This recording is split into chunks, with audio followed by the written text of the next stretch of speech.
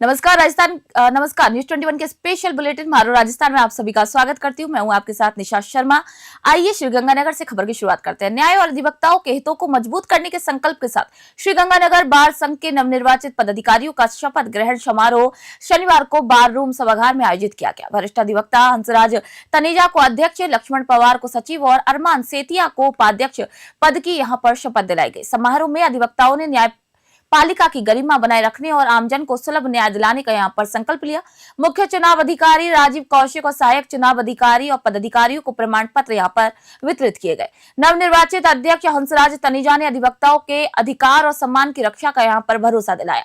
सचिव लक्ष्मण पवार ने बार और बेंच के बीच बेहतर समन्वय की बात कही। उपाध्यक्ष अरमान सेतिया ने युवा अधिवक्ताओं को साथ लेकर चलने का संकल्प लिया।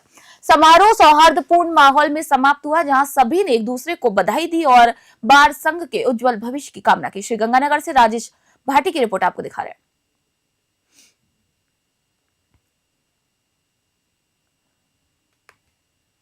खबर बागौड़ा से। बुजुर्ग रामाराम देवासी की हत्या लूट के सनसनीखेज मामले में पुलिस को बड़ी सफलता मिली है। कोडेड़ा ओरड़ में बुजुर्ग के साथ मारपीट कर कानों की मुर्कियां और हाथों के कड़े लूटने की घटना हुई थी।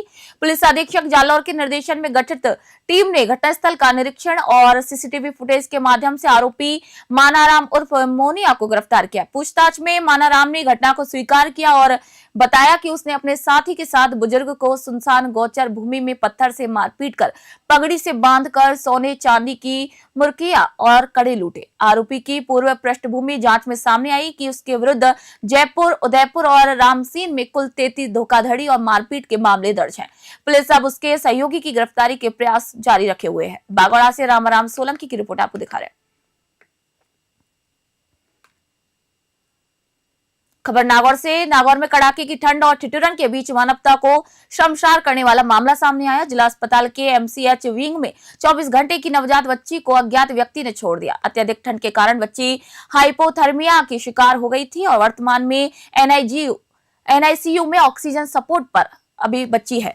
शिशु रोग विशेषज्ञ डॉक्टर मोहम्मद शकील ने कहा कि बच्ची पूरी तरीके से ठिठुर चुकी थी और सांसें धीमी चल रही थी। उसका वजन 2.7 किलोग्राम है। डॉक्टरों की टीम 24 घंटे निगरानी कर रही है। बच्ची पूरी तरीके से स्वस्थ होने पर बाल कल्याण समिति को सौंपी जाएगी और नियमानुसार गोद देने की प्रक्रिया भी पूरी की जाएगी। अस्पताल कर्मचारियों का कहना है कि बच्ची को पालना गृह में छोड़ने वाला व्यक्ति शायद लावारिस हालत देखकर उसे वहां लाया, लेकिन उसकी पहचान अभी तक पुख्ता नहीं हुई है। नागौर से मोहित रांकावत की रिपोर्ट आपको दे रहे हैं।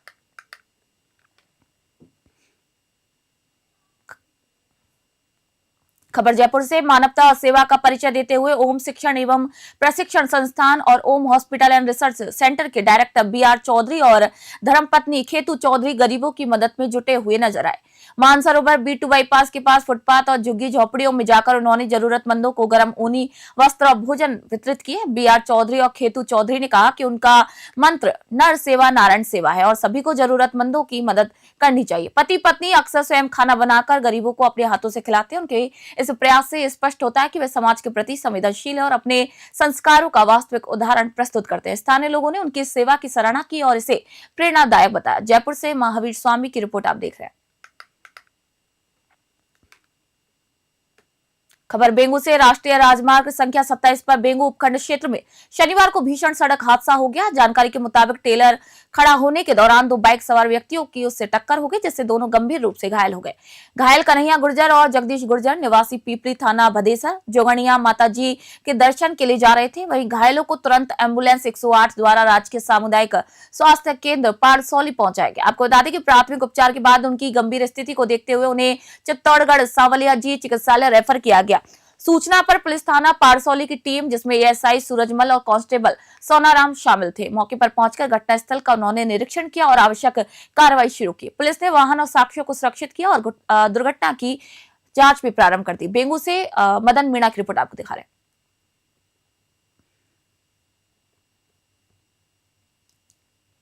खबर नाथद्वारा से। पूर्व विधानसभा अध्यक्ष डॉक्टर सीपी जोशी ने सूरज देवी जी गुर्जर के निधन पर आशीर्वाद कॉम्प्लेक्स स्थित काका साहेब के निवास पर जाकर पुष्पांजलि अर्पित की और परिवार के प्रति गहरा शोक भी व्यक्त किया। इसी दौरान उन्होंने परिजनों को सांत्वना दी। इसी मौके पर नगर पालिका के निवर्तमान अध्यक्ष मनीष राठी, ब्लॉक अध्यक्ष शंकर जाट, ब्लॉक कांग्रेस संगठन महामंत्री महेंद्र सिंह गोरवा, निवर्तमान उपाध्यक्ष श्यामलाल गुर्जर, यूथ कांग्रेस पूर्व जिला अध्यक्ष युवराज सिंह चौधरी, नगर अध्यक्ष दिनेश एम जोशी सहित पीयूष त्रिपाठी, रमेश राठौड़, मनीष जोशी, प्रवक्ता विशाल उपाध्याय, सरवन सिंह झाला, भगत सिंह गुर्जर, नीतीश जोशी और चेतन पुरोहित भी मौजूद रहे। नेताओं ने मृतक के परिवार को मजबूती और धैर्य बनाए रखने की प्रेरणा दी और कहा कि समाज में उनके योगदान को हमेशा याद रखा जाएगा।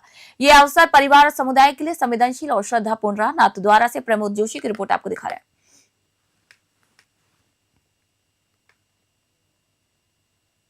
खबर सायला से। सायला उपखंड मुख्यालय स्थित कात्यायनी माता मंदिर प्रांगण में 15 से 19 फरवरी 2026 तक होने वाले भव्य पशु मेले की तैयारियां जोरों पर है। श्री श्री 1008 अमरनाथ महाराज के सानिध्य में आयोजित इस मेले को लेकर जालौर जिले के पशुपालकों की जिला स्तरीय बैठक की है, जिसमें आयोजन को सफल और ऐतिहासिक बनाने पर विस्तार से चर्चा की गई।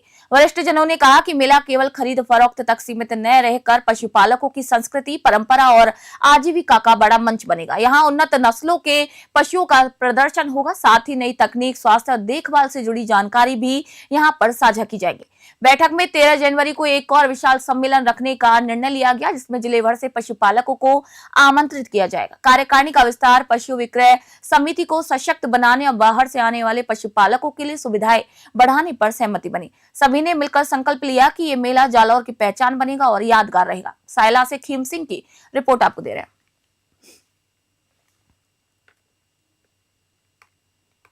खबर कालाखो से। श्रीराम वाटिका निवासी सीएल मीना ने अपने स्वर्गीय पिता श्री नारायण मीना की स्मृति में एक भव्य राष्ट्रीय साइकिल यात्रा का आयोजन किया। ये यात्रा जयपुर से प्रारंभ होकर सुबह 7 बजे दौसा पहुंची और चुंगी नाका, गुप्तेश्वर रोड, नागौरी मोहल्ला, Manganj railway station, Gandhi circle, college और सोमनाथ सर्किल होते हुए कालाखो श्रीराम वाटिका तक निकाली गई। ग्रीन गोल फाउंडेशन के अध्यक्ष कैलाश मीना के अनुसार इस यात्रा का उद्देश्य पर्यावरण संरक्षण, बेटी बचाओ बेटी पढ़ाओ, स्वस्थ जीवन शैली और समाज में जागरूकता फैलाना था। सैकड़ों साइकिलिस्ट और स्टंटबाजों ने इसमें उत्साहपूर्वक भाग लिया। दौसा में पुलिस अधीक्षक हेमंत ने हरी झंडी दिखाकर इस यात्रा को रवाना किया, जबकि सामाजिक और सांस्कृतिक संगठनों ने जगह जगह राइडर्स का स्वागत किया। इसी अवसर पर मौजूद लोगों ने कहा कि ये पहल युवा और आमजन को स्वच्छ पर्यावरण, स्वास्थ्य और सामाजिक चेतना के लिए प्रेरित करेगी। कार्यक्रम के अंत में लगभग 800 स्कूली बच्चों के लिए प्रसादी का भी यहाँ पर आयोजन किया गया। कालाखो से रामफूल मीणा की रिपोर्ट आपको दिखा रहे हैं।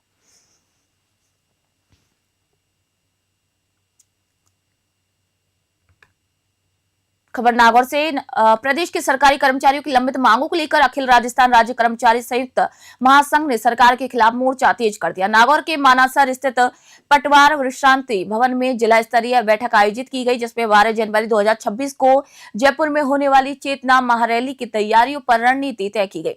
वक्ताओं ने आरोप लगाया कि सरकार कर्मचारियों के प्रति संवादहीन और संविधानहीन रवैया अपना रही है। जिला अध्यक्ष रामनिवास चौधरी ने कहा कि मांगों को अनदेखी से कर्मचारियों में गहरा रोष है। 7 संकल्पों पर आधारित इस आंदोलन में चयनित वेतनमान, पदोन्नति, विसंगतियों का निवारण, केंद्र के समान वेतनमान, ओल्ड पेंशन सुरक्षा, संविदा कर्मचारियों का नियमितीकरण, पारदर्शी हस्तांतरण नीति और निजीकरण पर रोक जैसी मांगे यहाँ पर शामिल है। एएनएम संघ जिला अध्यक्ष मुन्नी देवी ने महिला कर्मचारियों की व्यापक भागीदारी पर यहां जोर दिया। बैठक में तय हुआ कि जिले भर में जनसंपर्क अभियान चलेगा और बड़ी संख्या में कर्मचारी जयपुर पहुंचकर शक्ति प्रदर्शन करेंगे। नागौर से मोहित राकावत की रिपोर्ट आपको दिखा रहे हैं।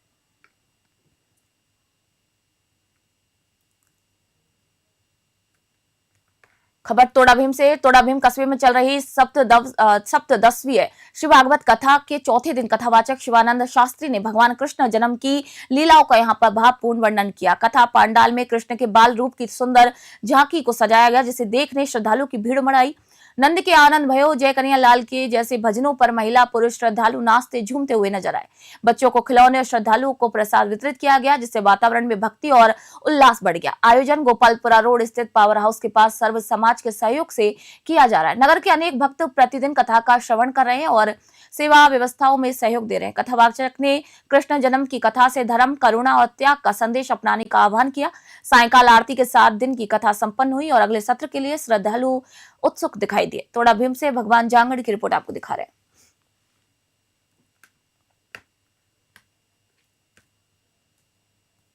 राजस्थान बुलेटिन में फिलहाल इतना ही। देश दुनिया खबरों के लिए देखते रहिए न्यूज़ 21। मैं निशा शर्मा आप सभी से इजाजत चाहती हूँ।